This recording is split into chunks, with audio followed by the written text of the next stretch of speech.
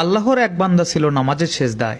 আল্লাহ ডাক দিয়ে বলে, বান্দা, তুই যতই নামাজ পড় আর যতই সেজদা কর, তোর ঠিকানা জাহান্নাম। এ কথা শুনে বান্দাটি বলছে আলহামদুলিল্লাহ। আল্লাহ বলে, এই বান্দা, জাহান্নামের কথা শুনে কেউ আলহামদুলিল্লাহ কয়?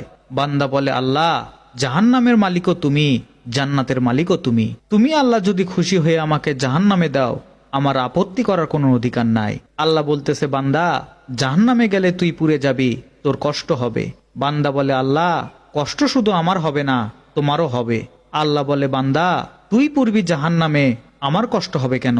বান্দা বলে, আল্লাহ, মায়ের কোলের সন্তান যদি পানিতে পড়ে যায়, তাহলে দুনিয়ার কোনো মা যেমন দূরে দাঁড়িয়ে থাকতে পারে না, আমার বিশ্বাস ওই মায়ের চেয়ে কোটি কোটি গুণ দয়া তোমার বেশি।